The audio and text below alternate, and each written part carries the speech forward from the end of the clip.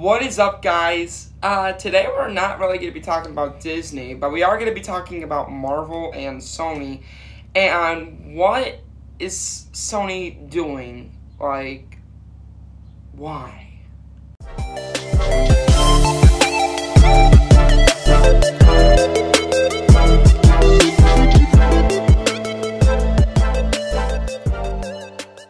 So this video is heavily Morbius spoilers.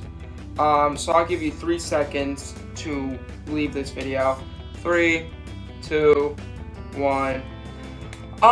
Yeah, so Sony kind of just spoiled the whole Morbius movie.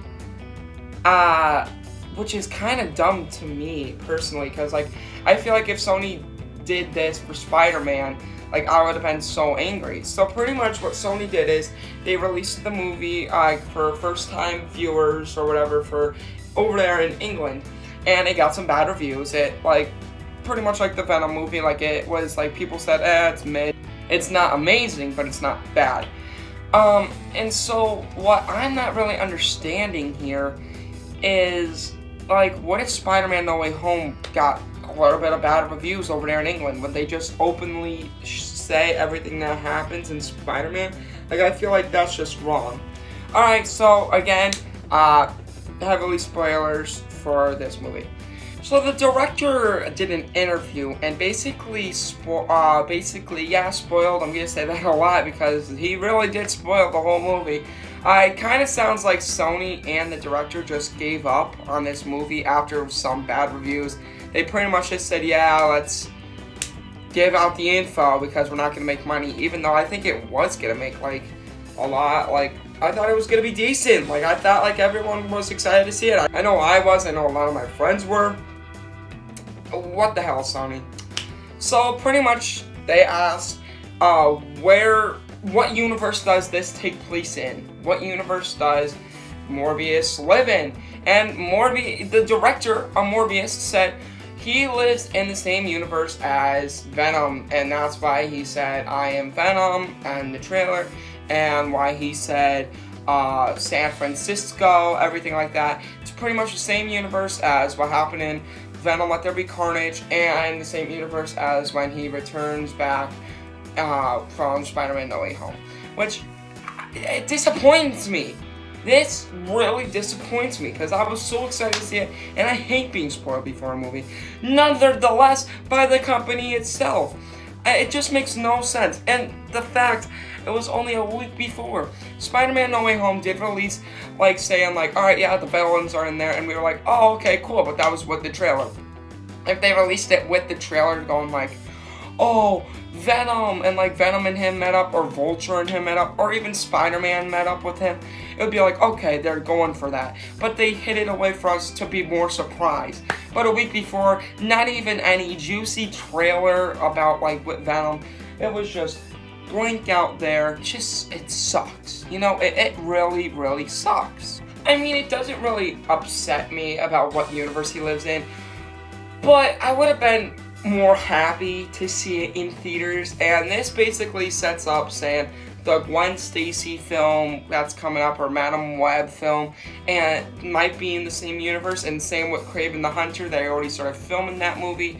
That could possibly be in the same universe with Venom and Morbius. And so, like, that gives me some excitement, hope, but I would have liked to see it on my own without the director spoiling it for me. Like, I feel like this was just an awful call. The only thing I have left hope with this movie is they did ask, is Spider-Man in the Venom universe? And the director said, of course, there's always a Spider-Man in this universe. And so the person said, okay, what Spider-Man is it? And the director did say, well, we're going to leave that up to the fans to reveal. However, Spider-Man is not in the Morbius movie, not that I know of, not that a lot of people know of. And I heard in London that he wasn't in there. So, but I am excited to see what Spider-Man is in there. I don't think it's going to be Tobey at all. However, I do feel like it's going to be Andrew Garfield, because it has that same vibe as Andrew Garfield, kind of like the Batman does. Like, where it's like more dark and gloomy, and I feel like that's what Venom goes for, and I feel like that's what this movie will go for. So that gives me some light at the end of the tunnel. However, for the rest of it, it doesn't. I mean, I'm still excited to see how Morbius gets his powers and how Morbius becomes like a bad guy and stuff, just like how Venom was. But I do wish they didn't release everything, or I wish they released it in the trailer and not just in an interview. Like, that really disappoints me. Now, Sony did release that, saying that it's not Andrew, it's not Tom, it's not Toby. So could this be a new Spider-Man? Could this be one of the Sony universe's new Spider-Man? I don't want it to be a new Spider-Man. I want it to be Andrew Garfield. I want him to have a new Spider-Man story. Have him continue in this. Have him have the Amazing Spider-Man 3. I would love to see that. I don't want Tom Holland to be the Spider-Man. It wouldn't make sense. I don't want Toby. I feel like he's a bit too old to do this role. Not too old. Like, I mean, like, he's cool for the cameos, like in Spider-Man No Way Home. But I feel like he was not, like, the perfect Spider-Man to have for this. And I think it would be cool here if he was the Spider-Man in this. Here's the thing. If Toby was the Spider-Man for the Sony universe, I would love that, but I would love him to pass the torch and mentor someone like Miles Morales, where like he mentors him, passes the torch, and maybe we get to see Toby actually die. Sort of like the Spider-Man Into the Spider-Universe, where he dies and then he passes the torch to Miles Morales, and Miles is the new Spider-Man. That would be very cool, and I think that is actually where Sony is going with this. Maybe not with Tobey Maguire, maybe not with Andrew, maybe a new Spider-Man, but gives it to Miles Morales.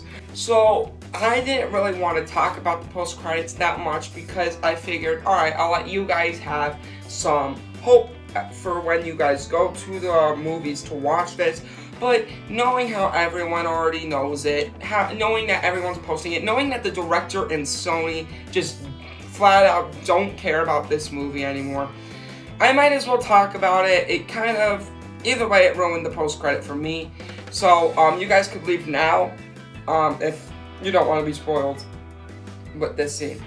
So let me break down the post-credit scene.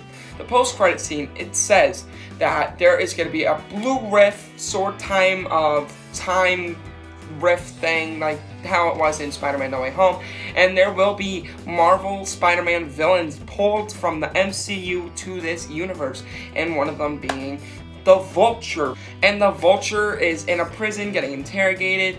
It just, like, I mean, that is awesome, but I would have loved to seen that and heard about that at the movie theater myself. I'm going to see this movie either way, but yeah, that kind of hurts me. Just physically brings me pain to know that they just blatantly out said this in an interview. The second post-credit says that Morbius is driving his car and Vulture is released from prison, yada yada, and then he flies over and the Vulture suit says he wants revenge from Spider-Man, and he wants that Spider-Man to, like, he wants revenge, and Morbius says, I agree, and they both fight, they both, like, agree, and they both, like, become a team, setting up the Sinister Six. That is his exact words, setting up the Sinister Six, and I can't express how angry I am from this director. Like, I will, like, it makes me so mad. I have no words for this movie. They released everything that happens. Everything that's good about this film, they already stated. Like, why?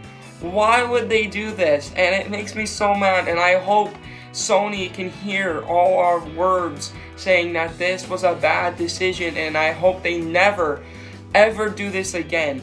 With Kraven the Hunter, they better not do this. This was the worst thing Sony's ever done. I wish that I could go back in time and do the Doctor Strange Spider-Man thing where I could erase everyone's memory from knowing this information. Like, why? Why did you do this, Sony? What also makes me very confused is, Morbius doesn't know who Spider-Man is. If there's no Spider-Man in this Morbius film, why does Morbius just like, yeah, let's go catch a Spider-Man? Does he know who Spider-Man is? Is there a Spider-Man in this movie? They said no. They said no. So why does he want to go catch Spider-Man with Vulture? Why does he want to do this? I mean, I understand Venom. Venom wants to go eat people. I mean, it's Venom, but why Morbius? Why does Morbius want to do that? Like, I can understand if he went to Venom and he was like, yes, I'm all in. I want to catch a Spider-Man. I want to eat a man. I can understand that. But why Morbius? Why would Morbius want to say yes? And that is the thought that I have going on in my brain, because I don't really understand why he would want to do this. Last thing I'm going to say here is that the director did say that this Vulture from the trailers and this Michael Keaton character from the trailers is the same person that is in Spider-Man No Way Home. No multiverse needed, it's the same person, and it just makes me so frustrated. I can go on a rant all day about how stupid this decision was, how idiotic that Sony is. It's almost as if Sony became Warner Brothers for a whole day. This movie is not going to do well now. It would have in America. Everyone was talking about it, but now everyone's going to be so mad seeing this post-credit scene. As soon as the movie's going to end, everyone's going to get up. Everyone's going to walk out saying, I already saw the post-credit scene. I already heard about it from this stupid interview. Yeah, let me know what you guys think about this. Was it a dumb decision? Did you like this decision? If you did, you're crazy, because that is a dumb decision.